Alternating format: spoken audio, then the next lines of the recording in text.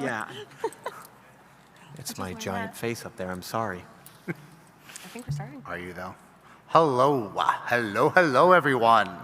It looks like we are getting started. So, first of all, thank you, everyone, for joining us here for our Killing Floor 3 PAX West panel.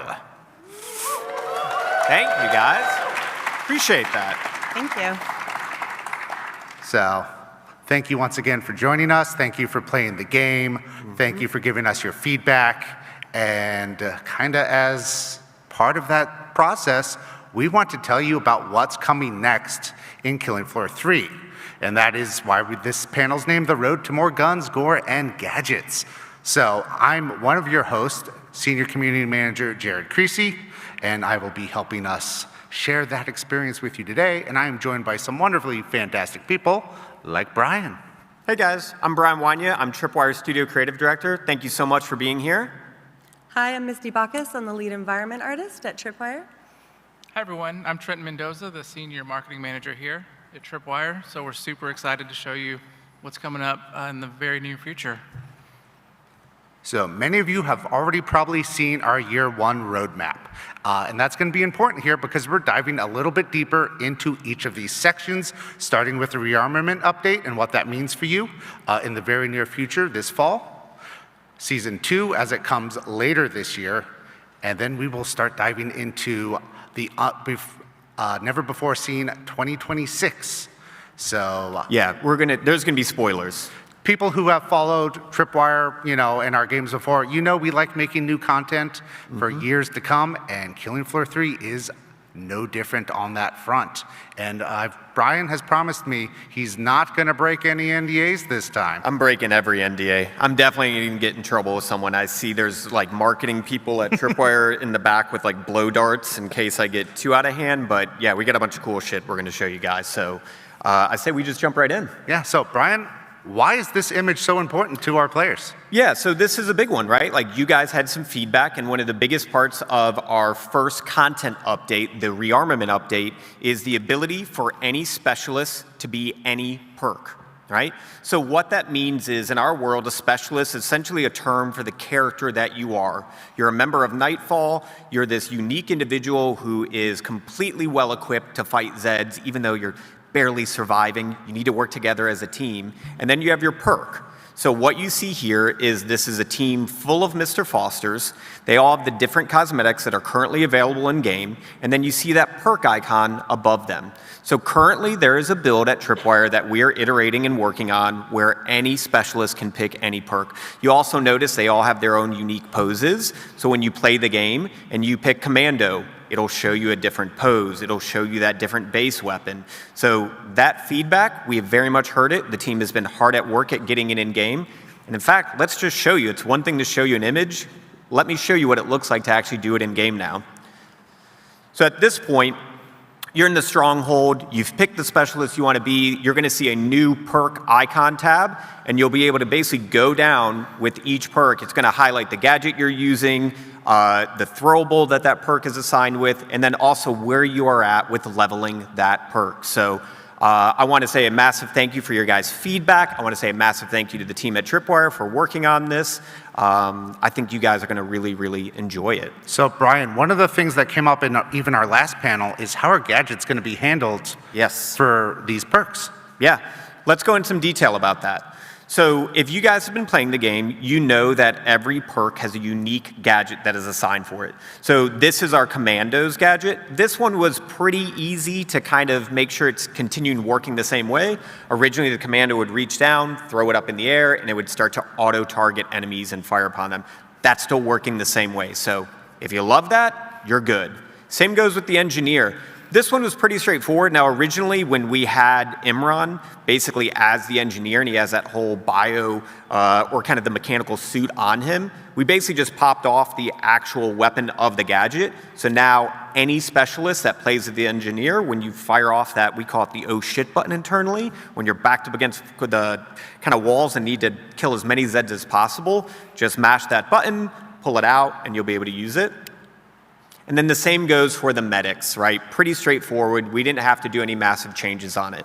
But then you get into certain gadgets where you look at like the firebug and it becomes a little bit more unique. So our concept team, our design team, they worked really hard with the character art team to basically find a way to make it where the firebug gadget can now easily be used for anyone. So when you fire off that gadget, basically you're going to kind of reach, pull up this shield, and deploy it, and it acts exactly the way that it currently acts in game now, but it just has a different visual treatment for that, right? Now, if you guys really enjoy playing as Devlin and you want to use that gadget, it'll still work that way in game now for her, but once again, if you want to be a commando, you're going to use that gadget. If you're wanting to be Firebug, you're going to use that gadget. Now let's talk a little bit about the sharpshooter. So I'm a sharpshooter main. This one was really special to me. And originally when you'd played it, it was kind of like this forearm mounted version of it. We wanted to attack this process in a creative way, where how would Nightfall handle this challenge? Cordelia, the leader of Nightfall, how would she go to the team and be like, I want any specialist to be able to use any perk? How do we do that? So she would employ Imran. If you look at his background as like an engineer, he likes to tinker, he likes to build things. Those of you that have played the game, you'll probably recognize parts of this gadget. It's actually utilizing the multi-tool. It's utilizing the actual sharpshooter gadget. So he's kind of MacGyvered it together. Some of you are too young to probably know who MacGyver is. It was an awesome show. Check it out. But now you have that ability, once again, that any specialist could play as a sharpshooter perk if they'd like to. And this is what that gadget looks like. And we applied that same mindset then to the ninja as well. One thing that I would like to focus on is these act the exact same way gameplay-wise as they do currently in the game. So there's not a big change to them gameplay-wise. It's just a visual thing so that you're able to pull it up. You're going to notice like with the ninja's gadget here, when this opens, it opens vertically. A lot of these gadgets pop up on your screen for a second, very quick. So we have to do these big animations so that they read really quickly. So this one goes vertical, the sharpshooter one goes horizontally. So just you have these different VFX. So you have these different animations, all of these different things to help communicate to you as a player what you're doing in the game. Now, Brian, I'm sure players also want some new cool toys to play with as well. Oh, I think we've got some stuff. We have some new weapons, right? New guns. This was another big bit of feedback that our team really focused on, and it was creating some real-world guns as well. This is something that we've had planned for a really long time. One of our goals at the beginning of Killing Floor 3 was creating a series of guns that could only be found in Killing Floor 3. And now that we're past the launch, it's introducing some of your favorite guns from the previous games in the series to also introducing brand new guns that have never been in the game before but are still based on real-world weapons. So let's go ahead and just give you a little glimpse of what some of these new guns are.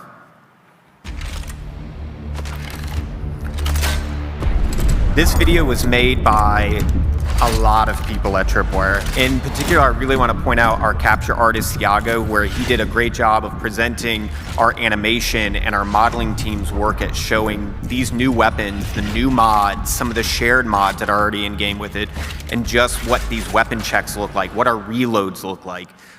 They've spent a lot of time and a lot of love at making the best versions of those guns for our game. Right? So, Brian, you've told me the M14 is probably your favorite new weapon, so let's start there. Yes. So once again, sharpshooter main, I love the M14. I would love to say there was a bunch of rad data on why we picked the M14. Yes, it was a KF popular one. I'm obsessed with this weapon. It just feels really good to pop Zed's heads with it. I will note, if you guys watch the video, you're going to notice a slightly different sound with headshots in the game. Our audio team has also been very busy. So using this gun, hearing it fire, and then hearing a Zed's head pop, it works. I know a lot of you guys are going to clip this online. So if you see this, here are your kind of notes. Everything that is red in this list are new mods. Anything that is white, those are current mods that are in-game that can be shared with this, all right? So you have everything from like a new type of suppressor that can be used for the M14 that's very much modeled on a real-world gun. But then you have also things like a receiver where that mod allows you to fire this gun in full auto, which is pretty insane. A little bit of rock and roll. Yes. Now this, if you're a commando, I think you're going to really enjoy this one. And this was a very much a big community request, is some sort of AK variant. This gun is awesome on full auto. You put the dual mag on there, it has this rad animation that goes with it, and it just makes very quick work of a nice group of Zeds. So Commando mains, I think you'll enjoy this one. But also, you can still off perk. So if you're playing as a ninja and you need something to handle a larger group of Zeds, feel free to grab this guy. Okay. I know I said I liked M14 a lot. This thing is friggin' insane. All right, let's just point this out. If you go to the mods that are new and you see you have an extended barrel, very solid. Do you guys see where it says quad barrel? If you watch that video, there's like this weapon check where you kind of drag your thumb across the shells. That quad barrel, if we were to, like, that were a real thing and we were to fire it, I'm pretty sure we would just like break our shoulders and wrists and all that. It is insane. One of the things that I really want to point out too is our weapon team have done some fantastic, really subtle details here. So this combination of like really refined animations, really refined models. One of our weapon artists, Ben, each one of those, like the extended barrel, the standard barrel on it, the quad barrel, they all have different engravings on them. So not only are they different barrel lengths and they have different gameplay elements to them, but even just the fidelity in the textures and engravings to them, just a lot of attention has been put to them. So I do need to do my due diligence and point out all of the models you've seen today and will see today are a work in progress, and everything is subject to change as development continues. Yep. But having said that, Brian, can we show it to them in action? Yeah, let's just show them how it works, right? It's one thing to hear us talk about it. Let's just show it to you.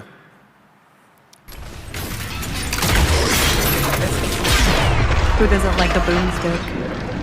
This part gets pretty crazy. Watching Thiago play our game just makes me realize how skillful he is at the game, because he always ends up making it look like a movie. So once again, even there, like you see, that is Mr. Foster playing as the ninja, using that gadget and utilizing those new weapons. So this is a combination of all the things that we just spoke about, from any specialist playing as any perk, and then utilizing those new guns. Dude, that thing is a headshot machine, so please enjoy it.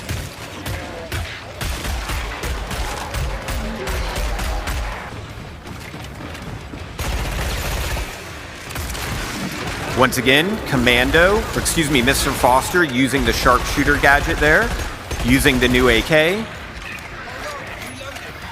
and then utilizing a variety of different mods on top of it. I love that reload. The animation team did some awesome work checking that one out. I love watching Zed get popped in half.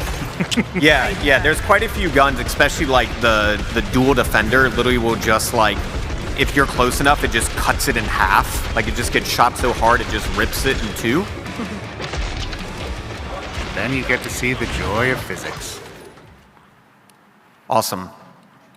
So, not only are you getting new weapons, not only are you getting perk and character decoupling, we are working on a lot of balance updates for the game. We have over 75 major balance changes coming, including movement combat, adding in, stomping down on crawlers and killing them, which we know was a big favorite from KF2, coming back. We're making adjustments to scopes. Most of this is based on your player feedback, as well as what we're seeing in the wild. Some balance changes won't be waiting so long for the fall update and may be coming in some of our upcoming hot fixes. We see you grinding on the Vulcan. I know you that are running around in hell on earth just blasting away with that thing. Get it while you can. Yeah. And one thing about balance, not everything is nerfing stuff, right? It's about kind of coordinating weapons, skills, mods, things like that, so that like the biomorphic projector right now, it needs a bit of a buff, right, for it to be a more viable thing. So our design team is putting a lot of work and effort into making sure that these things are great options for this, these things are great options for that. And then, yeah, like we watch your guys' videos, we read your comments online, and there are certain things that need to be balanced, like the Vulcan, so we're working on those for you. So instead of turning this into Jared reads the patch notes, because it's literally hundreds of fixes, tons of balance changes, many additions.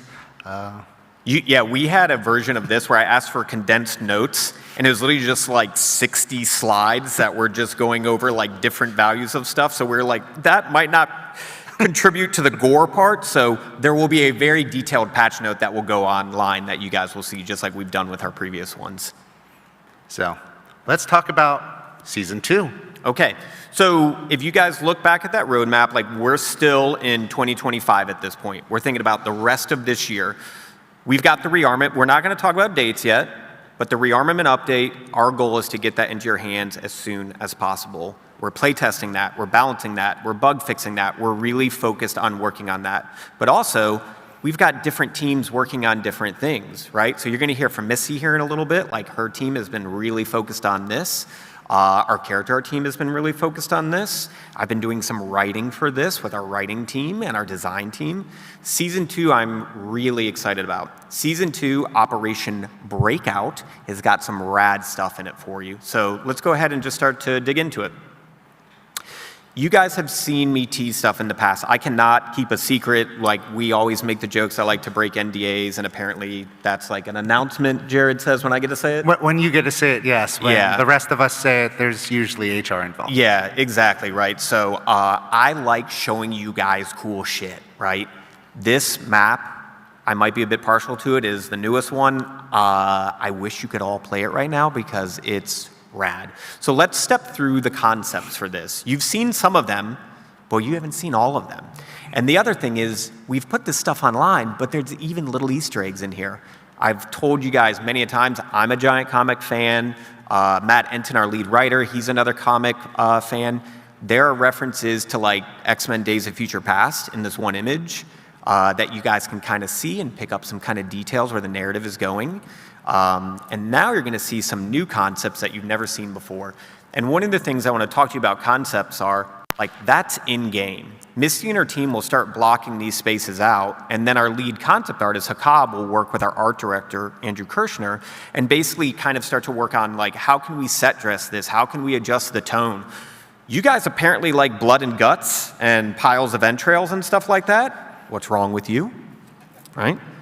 I feel this one is tough. All right. We talked about people soup. What did your team call it? We actually call it human syrup. Human syrup. Okay.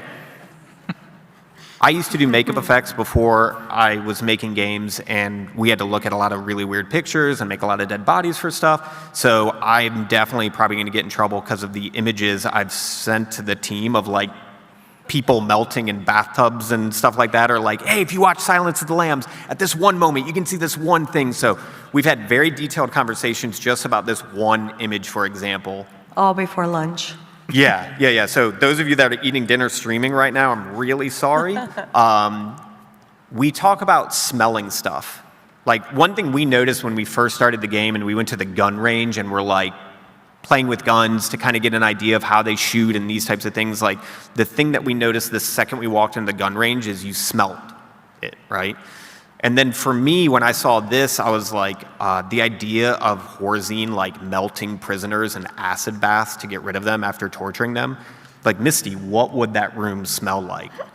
So yeah, we got paid to have that conversation, which was kind of weird. So sorry, HR. So, Misty, why don't you walk us through what it'll take to bring something like Prison to life and what goes into that? Awesome. Okay, so one of the things that we do on the environment art team is we always start with blockouts. It's really important for us to make sure that we're keeping the space well for level design. We want to make sure that the space is playable, fun, and functional. We always start with the basics. As you look here, you're looking at something that's very simple. It's blocked out.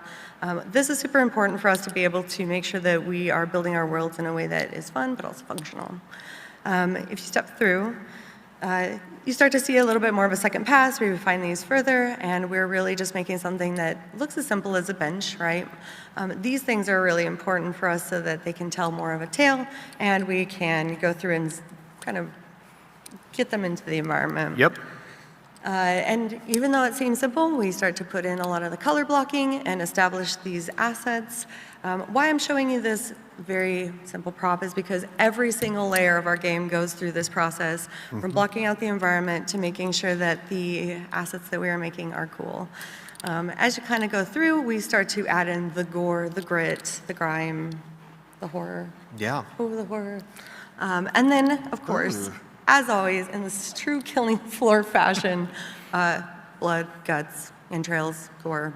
And this prop really does go through a process just to tell a tale. And though it may not be the most exciting and fascinating thing you've seen today, it does go through and make sure that we are giving you guys a really, really visceral experience.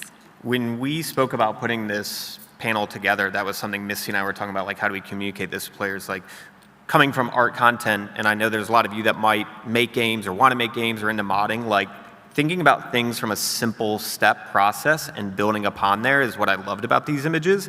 And then also, like you're going to see Misty's going to show you how it applies to the big picture.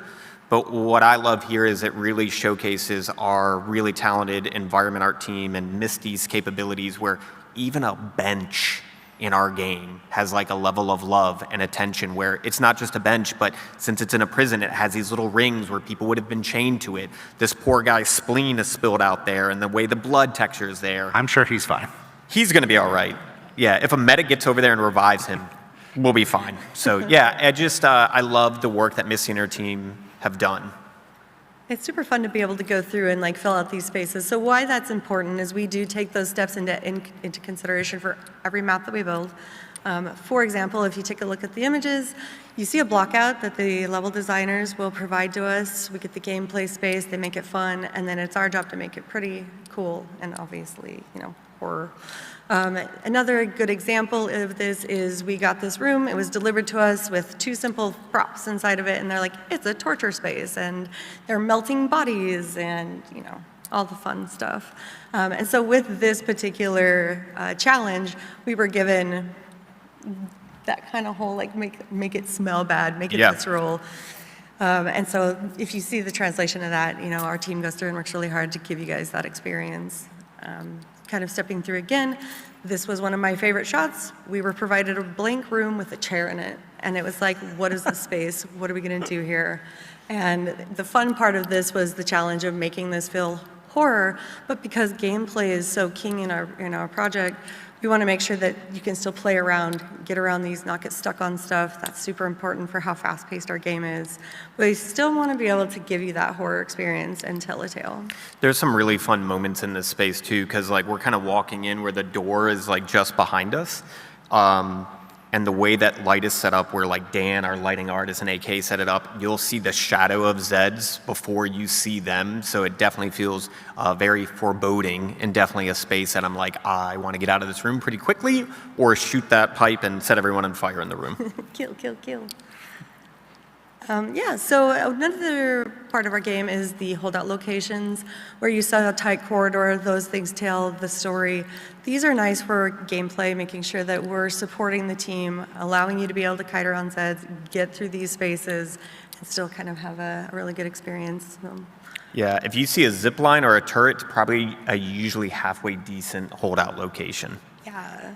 And then again, we wanted to go through and give you some spaces that feel a lot more of like gritty, dark horror, taking it in that direction.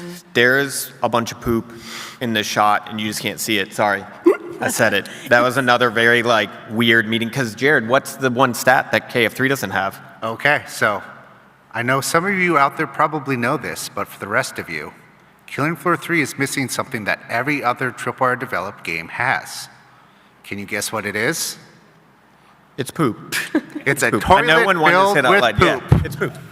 Killing So, Floor yeah. 3 has now fixed this issue. I have no idea why the toilet would still be full like decades later, but maybe the plumbing went first before the paint started to peel. So I blame horseman security. There's really like, if you peek into each one of those cells, it's either like this disgusting mattress that like somebody died on, or like a really disgusting toilet. So thank you, Misty. You're very skillful. The environment art The legacy team, Yes. continues.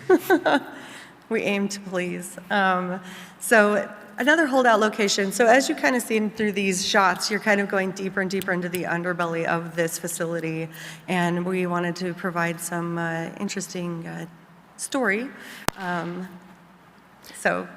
Yeah, you're going to notice with this map, one of the things that's really cool is we use the analogy of an onion, because you're starting in this jungle that's like very inspired by, sorry, I got super excited about it. It's inspired by Predator a lot, right?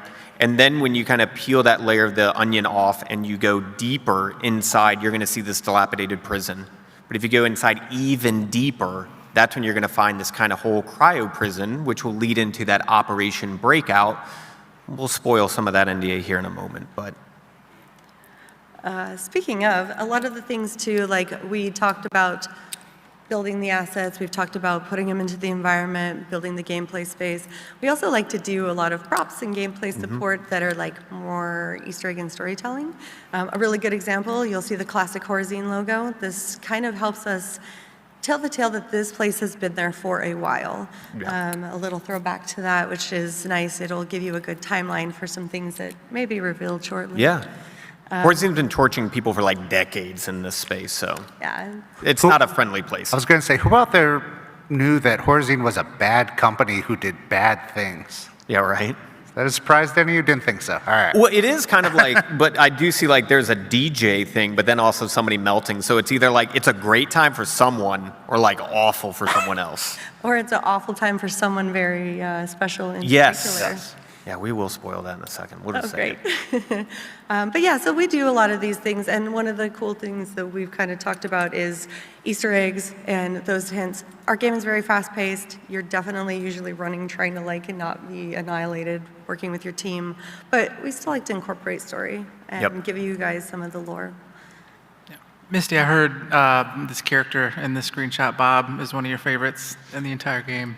I really love Bob. The moment that I went into this environment and this character was being melted down, my team did a fantastic job. The character team did a fantastic job. Super excited. I was going to move Bob at one point, and the team almost lost it on me. It was the first time, like, are you out of your mind? Like, yo, okay, all And then right. I opened up the map and he was gone. Yes. And because Yeah, we yeah, were yeah. blocking some stuff out, right? And Yeah. then I was like, where did he go? Hopefully you guys, it's like our version of Buster from Mythbusters, I think. You're just going to see Bob, like, everywhere. So A you might get trinket. a weapon trinket of Bob, we'll see. So maybe he'll, maybe a medic could heal him back to reality. That guy does not look healthy, though. He produces his own human syrup. He does. He's had some bad days. Yeah, so just kind of moving forward with this, I would love to be able to show you a fly-through of the environment and showcase the hard work that the environment team has been doing. So. This is another video made by our capture artist, Thiago, who is highlighting the work of a lot of people, from Misty and her team, our level design team. You guys previously met Chris Goodwin at the PAX East panel. You have lighting, you have art direction, you have game design. This is very much a group of people putting a lot of thought and effort into bringing this space to life. Once again, this is just a work in progress. This is not even final lighting. You're going to see us, we're doing some experimenting with weather. Yes. Something that I think it would be kind of cool to touch on is that we are experimenting with weather in the new Killing Floor maps. And as the preview continues, you'll see we get deeper and deeper into this facility. Yeah, you're going to need a tetanus shot hanging out here. I hope you can smell how terrible this place smells. You could assume this part of the prison may be a little bit abandoned. Yeah, no one's really working there too much anymore these days. That guy's definitely not in the corner there, who's now a puddle. You will see some return of like barrels and pipes and turrets, so things that you enjoy in the map, everything from like the fan. I will not spoil this one, but there is a new kind of like map-specific multi-tool trap that you can utilize in a particular space. I'll let you guys find that when you're able to play it. But we're always giving you different ways to kind of interact with the world and kill Zeds. Cryopods are very special as well. Yeah, there's definitely some secrets hidden in those.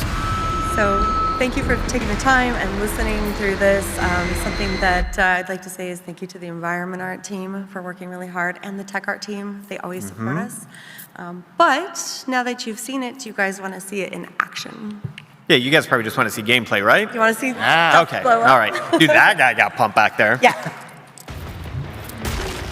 So once again, this is utilizing those new guns. This is running around that space. You can see how husks are still deploying in the world. You can see how dense the jungle gets, so I highly suggest turning on your flashlight. Thiago did here. You got to watch out for some of the destructible lights. Sirens can take those out. But then once again, it's kind of that risk versus reward where it's like when you go inside to some of these tighter spaces, it might be illuminated more, but you are definitely closer to the action there. See, that siren's going to definitely push you deeper. That tunnel is awesome because it's got a bunch of the fire pipes, so I highly suggest utilizing that area as well. I particularly like this space too because it feels uncomfortable, it feels gritty, it feels like you would need a tetanus shot Yeah. if you go through this. Well, like one thing that's actually really interesting is just even from a gameplay standpoint, but like we want you guys to work together when you're playing co-op, right? Like we don't want you to just run off. So like designing a space that feels uncomfortable that like I wouldn't want to just walk around that place by myself. So like Misty and her team visually creating that kind of vibe is really helpful. So you want to bring a friend to help you explore this space, right? You would want to bring a friend, so I think some of you guys that are fans would be very happy to see that DJ Scully is officially returning. Now, if you guys have watched our live streams, if you watch previous panels, like we have talked about this character, but I wanted to give an update on him. Literally, this character just finished their high poly mesh. That's what you see here. So this is when our modeling team, we're working with this fantastic modeler named Evgeny. Evgeny has brought this new version of DJ Scully to life. But the thing that I want to really confirm is this is DJ Scully. If you're looking at a cryo prison, maybe he didn't fall to the fates of those acid baths and become human syrup. So you have the ability to basically play as a new specialist and use that specialist with any of the perks that you have seen to this point. I was going to say, Brian, I think we have many members in the community who will have one question they want to ask you right now then. Is Robert returning as the voice of DJ Scully? He is. So to really reconfirm that this is the original, that voice actor has come back and is actually, I think, working right now with our lead writer, Matt Enton, recording lines. So I think you would like to respond to that one. I just have one thing to say. Thanks, buddy. Thanks, buddy. We did not know, like, because we kind of like took some questions from the community of what your favorite lines were, and thanks, buddy, is what you guys love about DJ Scully. So don't worry, that is in there. There's a bunch of classic lines. There's new stuff as well. We'll talk a little bit about season 2 more in a minute.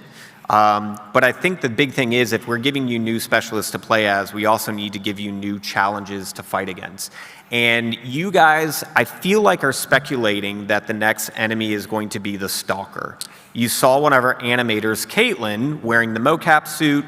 You saw this very feminine Zed walking around. Do you want me to just go ahead and confirm what the next Zed is going to be in season 2? Yeah. Okay, all right. Let's go ahead and show you guys. Ta-da! There it is. Dude, invisibility at its finest. This might be Erictron's best concept ever, all right? I can confirm that in that jungle video, there could have been like 4 or 5 of them walking around, right? So, all right, that's our panel. Thanks so much. Good night, everyone. Sorry, that is like awful. You can clearly tell I'm a dad, and this would not be doing Eric any sort of justice. Let's show you what the new Stalker looks like, right? All right, so you guys are the first people to ever see this concept publicly, and I really want to take a minute and kind of talk about it, what it means to upgrade a Zed.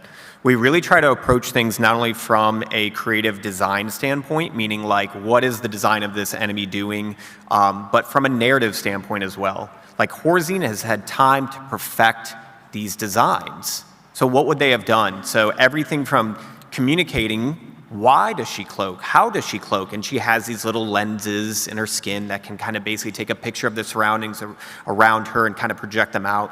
You see that the face is peeled back, showing a more menacing set of teeth. You'll even see this like giant data spike. Once again, kid of the 80s growing up watching RoboCop and just seeing, you know, RoboCop just punch a data spike through Clarence Bodiger's head. We're just like, dude, we got to give her that weapon. Even her eyes roll back. So let's talk about when we go from the concept phase, we then go into the modeling phase. And our senior character artist, Hammy, has been working on this character and putting a lot of love and attention into bringing this monstrous creature to life. Outside of being inspired by nerdy things from the 80s and obviously the previous versions of this Zed, we're also looking at like elements of mythology. So one thing that we noticed, like with having her face totally just monsterfied, it lost some of that essence from KF2. And so one of the mythology things we looked at was like a succubus. She's very curvy, she's very feminine. So at a distance, when you see her cloaked, it is this kind of like sultry figure walking towards you, but obviously she has horrible intentions and just wants to drive that data spike through your head. I didn't bring it because I don't want to spoil it too much, but like you guys have seen how certain Zeds can execute you, like where the Scrake will literally just slam his chainsaw through you and kind of just rip you in half. Dude, the Stalker execution is wild, where she basically like uncloaks, climbs on top of you, pulls out the data spike, and just shivs you like 4 times. It's aggressive. HR was definitely looking at me very weird when I was like very giddy showing that to the team. So big thanks you to Devin. Sorry, we're going to keep that one a little secret though as we continue to work on it. This was hot off the presses. Fun story. I stuck this in the deck in our last rehearsal. Like these guys didn't even know when we were rehearsing it. I saw this come online. I think it was like super late Thursday. And I was like, dude, that's awesome. It really goes with what we just showed in the Stalker. Get it in the deck like now. So big thank you, Chris Brown, one of our UI artists, getting this in the deck just really helped. This is a concept from Hakab. Hakab did a fantastic job of not only starting to explore what the Stalker looks like semi-cloaked, but the other thing that I want to point out is like, where is this? Yeah, that was my first question. I'm like, this seems familiar, but I don't recognize the room. Okay. That was also my first question. Yeah, Misty's like, who's building this space, right?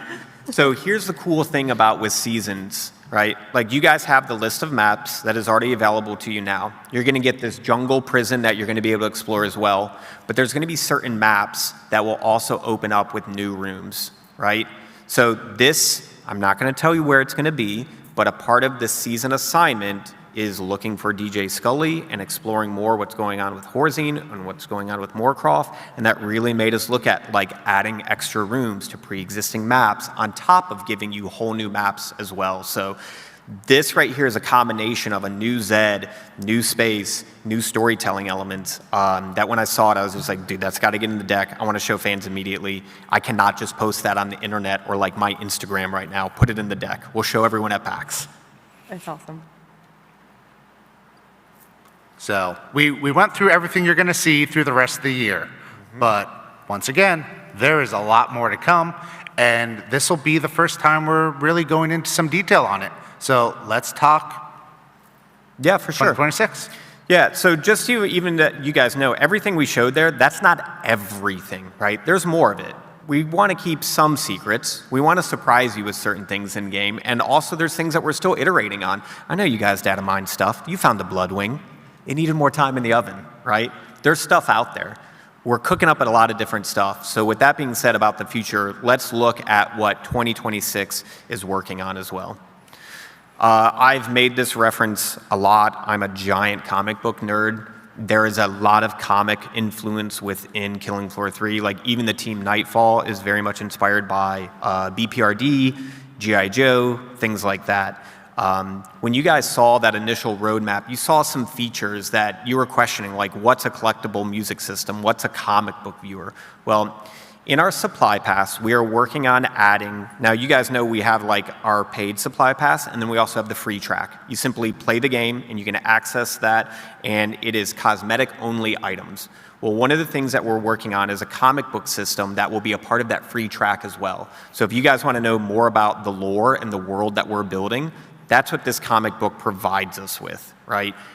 This is just a little preview. We have multiple of these comics. Like this one right here explores the very first mission with the very first team members of Nightfall. So you see Nakata, you see Mr. Foster, and Devlin, the 3 original, and how did they basically size up against the first time they ever fought against the Impaler. So I'm just really excited getting these comics in front of you.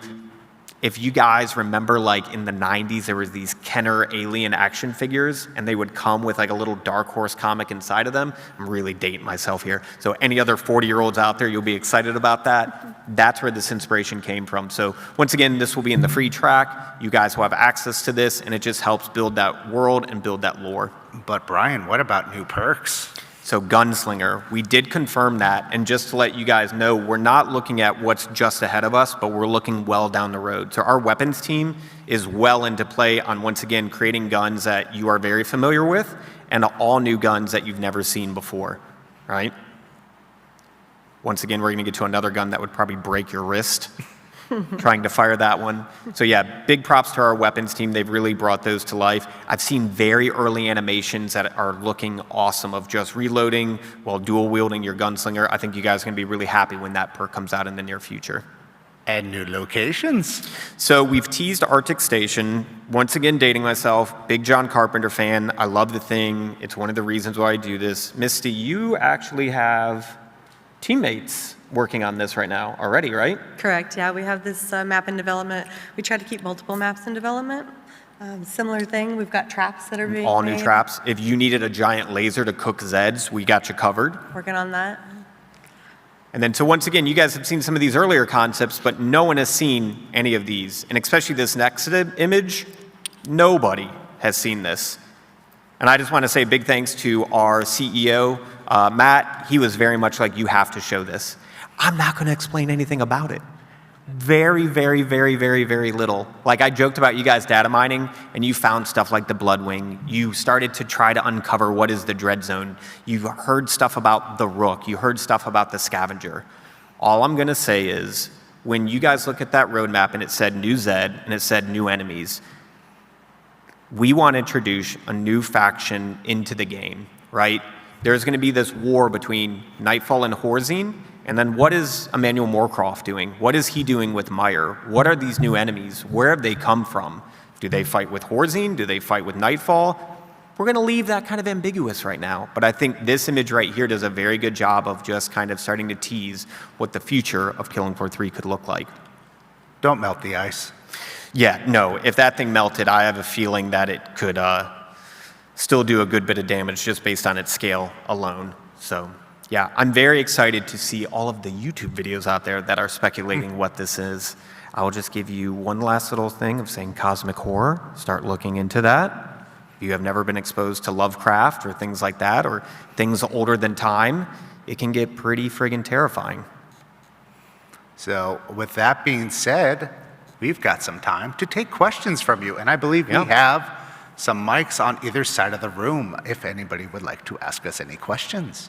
Please Yeah, if you guys have any questions on the stuff that we've shown you, what the future looks like, I'm not spoiling what that creature in the ice is, so I'll just divert that one. But yeah, we would love to hear from you guys. Hi, so one of the things that kind of threw me off when it first came out was there was no like server browser to promote like custom maps, and I did see that it was in the roadmap, but like, is there any plans as to when that would be added? Some of that stuff is really based on working with our production team and evaluating feedback from community on like what are the most hot topic items, right? That's where it's like we were able to identify like perks and specialists, right? So I would say everything from modding to text chat and some of the things like server browser, we're definitely valuing that feedback and working with production and community to kind of basically stack rank those things and which one is coming when kind of the time fits with what we have. Okay. It's a lot comes down to how long does it take to make each item and how can we fit that into the schedule? Yeah. Thank you for your question. Yeah, thank you. So I know y'all are busy doing all this kind of updates and everything. I've noticed that a lot of the weapons have rails on the bottom. Have y'all thought about bayonets or chainsaw bayonets at all? I can confirm, because I think I semi-confirmed it with someone, that we have, I think in the last PAX panel, I showed like the lever action. And I might have accidentally leaked somewhere online like a trench gun. Okay. There is a bayonet mod that is in the very early stages of development. So if you needed to shoot something and then stab it, you'll have that capability. Sounds perfect. Awesome. That cool. works for me. Yeah, you definitely seem like he has run into, I need to be able to shoot and stab at the same time. It's my gameplay style too. Hello, I have a two-part question. Cool. Are you doing a Halloween event? And are you working on a content creator program where we get Twitch drops and stuff like that? So I will handle the first part of that question. I would say that the first group of updates that you've seen are really focused on the in-world story that we're trying to build and establish for KF3. Where's Horzine going? Where's Nightfall going? Where's Dr. Emmanuel Moorcroft going? But I will tell you, we have a very early level design block out and a whole creative intent written on our first seasonal update. When that will happen, we're still working on that. And I don't want to totally spoil it, but it is definitely very different from what you've seen and definitely a new take on those seasonal events. So they will be in there. We're just working our way to those. And then the second part, content creator? Yeah, we'll definitely have some Twitch drop stuff in the works for these later updates coming in the near future. Yeah, so stay tuned. Great, thank you. Yeah, thank you. Yeah. Hi, I just have a quick question. I was watching a lot of the gameplay you guys were showing, and I noticed a lot more consistent resource drops from Zed kills. Yeah. Is that coming in a new quality of life? So actually, if you look at even, we had a hot fix, what was it, like Wednesday? I was going to say, it's like the 27th. three days ago. Yeah, that update already has, like, we've seen you guys are still wanting a little more biosteel, but there has been a decent pass at that. And once again, every time we add a new gun, every time we add a new Zed or a new map, it's like this giant thing of jello. And when you jiggle it, it kind of all jiggles. So yeah, like we'll constantly be working with our design teams. Like they do a fantastic job of looking at your guys' feedback and being like, players are getting too much of this, not enough of this. How do we balance that out? So yeah, that recent hot fix, if you haven't played recently, jump on. You might be able to get a little more biosteel. The Vulcan hasn't been adjusted yet, so maybe you can use that and get even a little more. Don't spam it too much, but yeah, yes. we'll keep adjusting that. You can expect a lot more balance updates, even in our hot fixes and in the larger updates that are coming. Just the hot fix will have some more critical ones, while the wider breadth will be in that first content pass. Yeah, sounds good. Thank you. Yeah, thank you. Hi, just a quick question. I was just wondering why there's no welder in Killing Floor 3, like the actual being ability to hold down doors and stuff like that. Yeah, so for sure, there's just certain things that we wanted to look at for new tools. There have been versions that we've talked about, but we wanted to try something with the door bar that even that I think we want to iterate on. But one of the things that I would say is like starting to utilize the door bar, and actually a lot of people don't know this, but you can use the multi-tool to actually repair that. So it kind of almost acts as like a little mini welder. And there's also another pass that we want to do on that. But it's just kind of trying different tools for different things. But once again, I do think that is a bit of feedback that we are evaluating. Like, is that a new tool that could happen in the future? Potentially, you know? Thank you. Hi, with DJ Scully returning, do you know if his quote where he says gun bam style is going to be returning as well? And if so, can that be removed? We will make Noted. sure and note that with community here and give it to Noted. our design team. I think I've heard that like 1,500 times in my life, more than I need to. Okay. So I'll be happy to tell you that you may have recently seen another musical-themed demon hunting group doing stuff. Oh, no. And DJ is the original kind of musical-themed demon-type hunting guy. Sure. And I'm sure he's got some words to say. All right, big fan. Thank you so much. Thanks, buddy. Thank you. Hey there. I actually have a couple of questions also. Cool. Was curious about the next season pass and kind of what the theming would be for kind of how the costumes and aesthetics are going to be. Yeah, so I can actually just totally break NDA and tell you about a bunch of different stuff that we got planned. I also used to do character art, so I think a lot about how I look in a game, right? It's really important that anything in our supply pass is gameplay, not messing with it like at all. It is just cosmetic only. That was one of the big things that we really wanted. We want to try different themes, right? We want to give you guys options. So like we've given you some weapons that are very grounded in reality, like that you just saw. We've given you some near future weapons. We've given you stuff that look like laser guns. Basically, there are options for you. We want to do that same thing with our character art. There are also very early sketches and ideas for universal cosmetics so that any of the specialists could wear a very particular thing. That's very similar to stuff that we've seen in KF2. There's stuff with the Arctic map that character art is also doing some very themed skins that would fit within that space. So like for me, I love kind of like role playing when I play a game. So it's like, if Misty and I were going on a mission to the Arctic Research Station, I would put on that like Arctic camo and stuff like that. We'll probably be sharing some stuff. We're going to be doing, actually, Mason, one of our marketing guys, are out here. We're going to be doing more frequent streams, like what you saw Jared and I do recently. And we're going to do some pretty art-centric ones that'll be similar to this, where we'll be alluding to what you'll see in the future. The big thing I would say is we're going to look for options for players, right? Just giving you a variety of different ways to express yourself on the battlefield. And I do want to add that any of those continuing credits that you've earned can be applied immediately to the next pass when it drops. Awesome. Yeah, and there's like no FOMO with our supply pass either, right? So like if you guys come in a year later and you wanted to go through all the supply passes, you're more than welcome to. And once again, there is a free track, and then you have one that is just paid but cosmetic only. And then the other quick question is, how are you guys feeling with the balancing for the boss waves? Because there's still a lot of controversy with the Impaler, for example. Totally agree. They're being worked on. Yeah, I might have been one shot by the Queen Crawler the other day. That was definitely like, okay, we got to balance that one. But no, our design team, like everything in the game, is just constantly watching you guys play, playing with you guys online as well, and then our community team does a fantastic job of taking feedback as well, and just once again kind of like looking at all of it, looking at our internal play tests, looking at play tests with partners, and just kind of valuing that feedback to kind of get the perfect balance. Awesome, good to hear. Thank you so much. Yeah, thank you. You guys have an awesome game. I appreciate it. Thank you for the support. Thanks for being out. The guy on the other mic can go first. Oh, what's up? Hey there. Hello. Thank you. I like how you definitely deferred to the guy with the sword. Like, the guy with the sword can go next.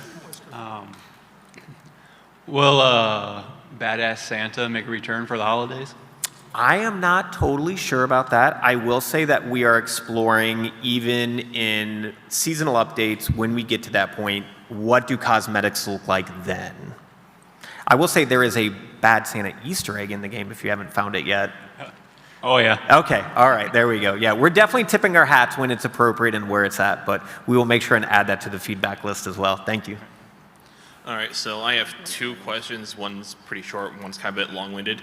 The short question is that I've noticed that we have done like 5 rounds plus a boss wave. Is there any sort of like future endeavor where we're going to go back to like the KF2 where you had your 4, 7, and 10 rounds? There is design docs being worked on right now. In fact, there's a poll that I need to push out more widely that asks you, the players, what you would like to see more quickly.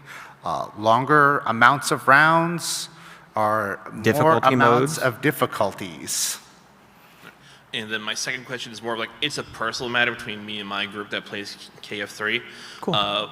We've kind of gotten to a point where we've found our hold spots and have our strategies, and it's gotten to a point where it feels like we don't need the field medic that much. So field medic has felt very underused, and the only point we've needed a field medic is when things have gone completely foobar and there is already no hope of recovery. Yeah.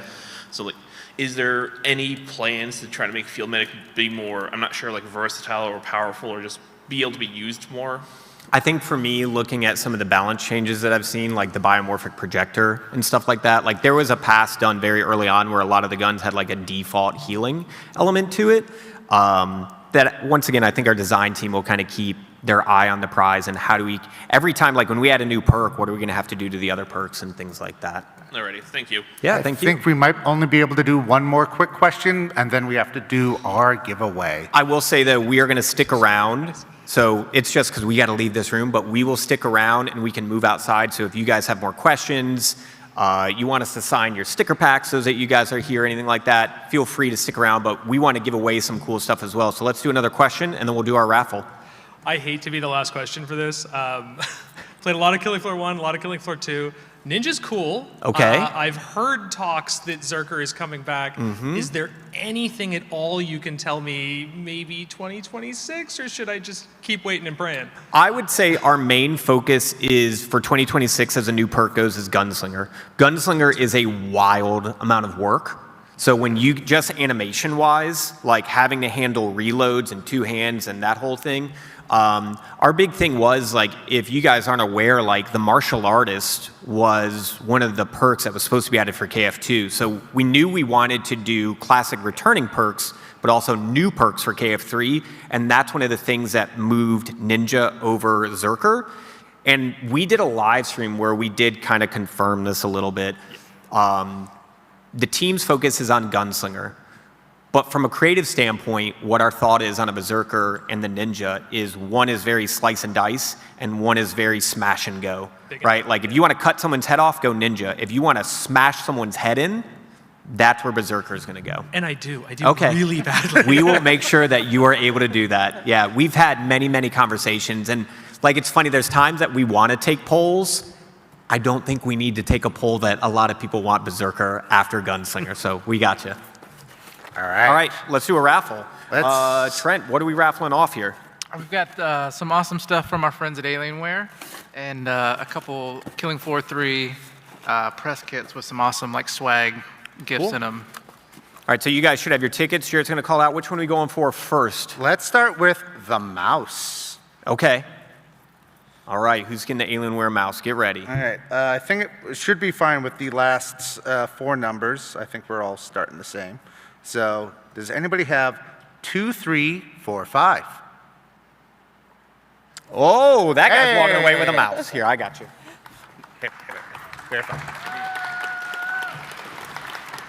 Congratulations. And now, one Alienware Pro Gaming keyboard. Yep. I'm going to do my best van of white for you guys. They don't know who that is. 2350. 350. It's heavy, so it feels expensive. Number, going to a new number. 2323. Oh, this Yeah.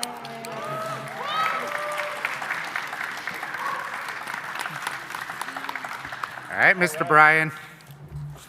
We've got 2 of Trent, these. can you tell everybody what they'll win in the mystery Killing Floor 3 press box? There's an awesome giant KF3 mouse mat in there. There's socks. there are some socks. A little lunchbox. Yeah, there's a lunchbox. There's socks. I think there's like a pint glass. yeah, there's some fun stuff in this one. Yeah, this is A med kit. I'm looking for 2380.